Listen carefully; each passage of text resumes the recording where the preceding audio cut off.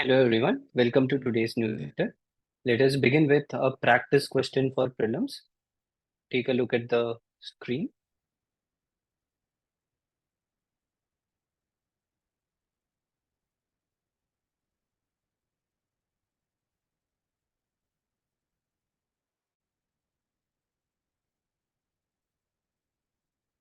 Right. So, Gelefu Mindful City was in news and it has been in news for quite a few months.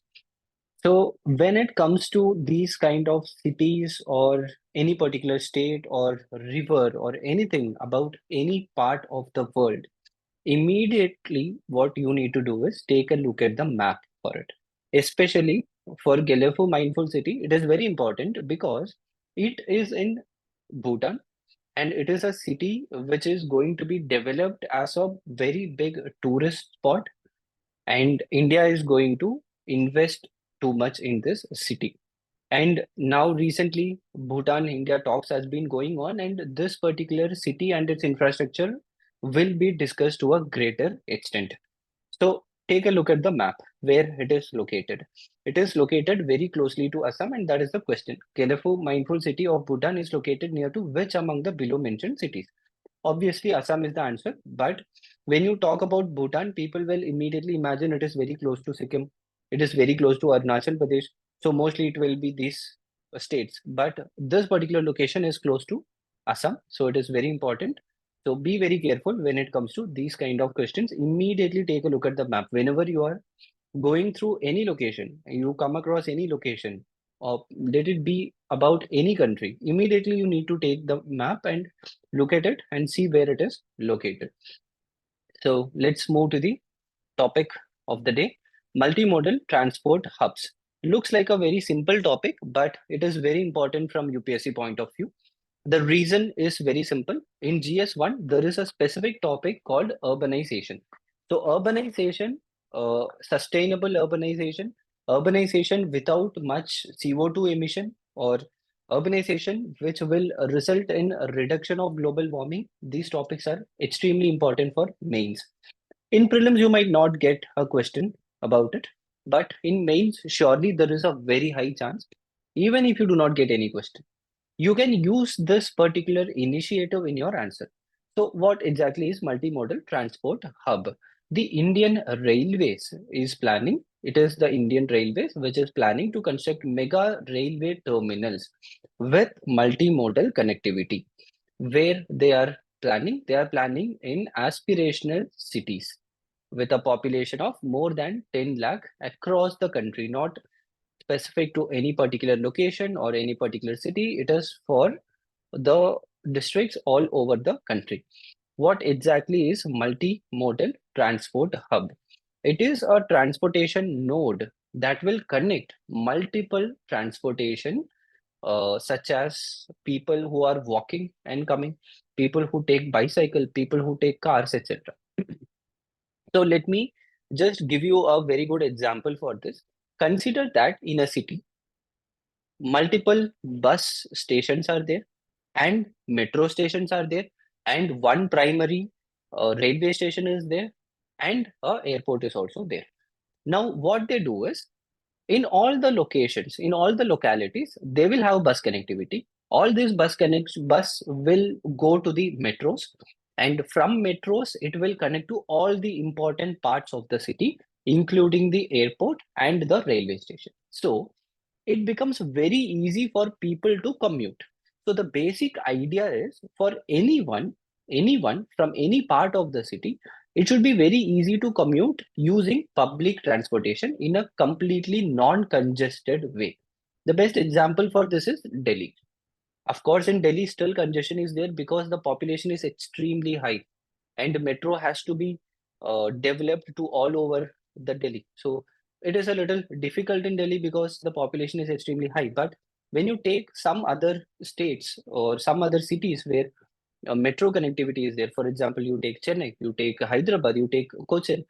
In these cities, it is very easy for people to connect because metro travels fast, and it is safer for people to commute in metro. And apart from all these things, you don't have to go into the road and go through all the pollution and everything. So it is beneficial for everyone, for the individuals, for the government, and for the city, and for the environment too. So this is what multimodal transport hub is, and it is the future of urbanization. India should take a lot of measures to promote this. It is a part of Viksit Bharat initiative. This should be remembered. Apart from this, I have mentioned everything. You can just go through this slide once and you will be able to remember. Try to use this kind of statements, this kind of terms in your answer. It will help in getting good marks. About Russian presidential election, why should we know? We should know because in GS2 there is a specific topic, comparison of Indian constitution with other constitution. So how Russian presidential election happens and how Indian presidential election happens, we need to compare. About Indian presidential election, I'm not going to discuss in detail because it is clearly mentioned in your polity book.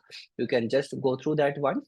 States will participate in it and how they are going to vote, how much weightage will be given to a state assembly member, how much weightage will be given to the parliamentarians. All these things you should be knowing very well. Now, when it comes to Russian election, it is simple. The president in Russia has a heavy amount of power. In India, that much power is not there.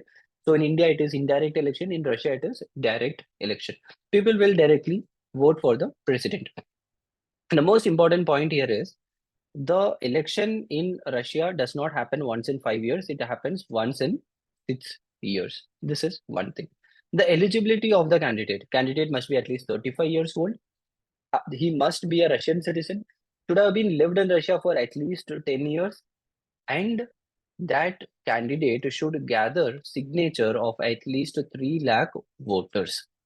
So this eligibility is there. In India, you don't need this many votes, and you just have to give a basic declaration. That's all. So candidates can be nominated by political parties or can run as independents also. The voting age in Russia is 18 years. To win the election, more than 50% of vote is required. That is, of course, normal. And if like 4 or 5 candidates can stand for the election, so in the upcoming election, 4 candidates are going to participate. Along with Vladimir Putin, 3 other candidates are going to participate. And in the election, if no candidate gets the majority, and if let's say 2 candidates are have come very close, then they will run again, and the process will continue until they find a result. So this is the basic idea. You should know about it so that in mains, if you get a question, you will be in a position to answer. Namo Drone Didi initiative is a very important initiative. The Prime Minister keeps talking about it in his Man Ki Bharat. I'm sorry, Man Ki Baat. So we need to study about it. We need to know about it clearly. Namo Drone Didis is a subset, is a part of a major scheme called as Lakpati Didi program. So what exactly is this Lakpati Didi program? It is for women. It is a program for women from the self-help groups, especially for women from the villages, to earn a minimum of 1 lakh rupee per annum. Women who are not employed until now, who are going through Manrega and such schemes to get some bare minimum, will be able to get around 1 lakh money per annum. So how do they do it? With the help of the self-help groups. So what the government is doing is the government will equip 15,000 self-help groups with agricultural drones. This is a part of Namo Drone Didi initiative. 15,000 self-help groups will be given with drones. So what they will do is they will train the women who are eligible for the scheme, and they will make them as drone didis. With this, they will provide their services for farmers. How they will do? They will use the drone to monitor the crops, to spray fertilizer, for sowing seeds. So all these things are done manually at present. People will go with the cans and they will spray the fertilizers. They will go to the field on their own and they will sow the seeds.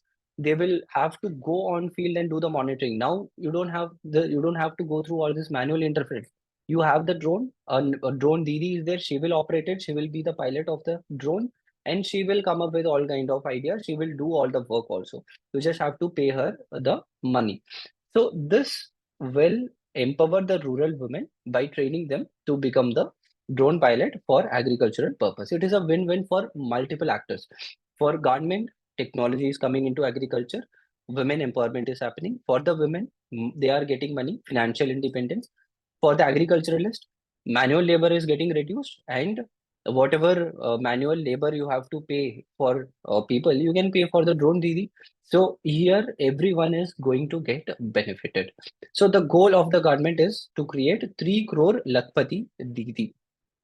3 crore of Lakpati Didi they have to create. That is the major goal of the government. So try to remember this very well. Mains practice question of the day, very simple and very important question. Examine the significance of multimodal connectivity in sustainable urbanization. What is sustainable urbanization? You do not have to impact the environment in a negative way. So if you develop multimodal connectivity, people do not have to spend too much money on private vehicles. Private vehicles will reduce, air pollution will reduce, noise pollution will reduce, more green parks can be developed. All these things you can mention in your answer. Try to mention about the Amrut scheme, smart city scheme, etc.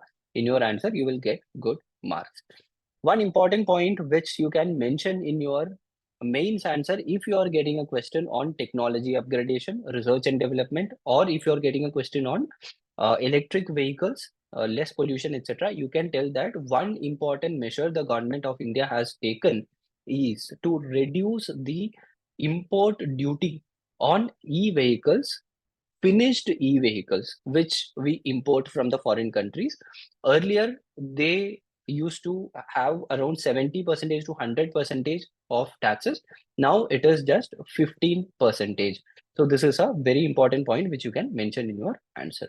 So that will be all for today. All the best, study well, let's meet tomorrow.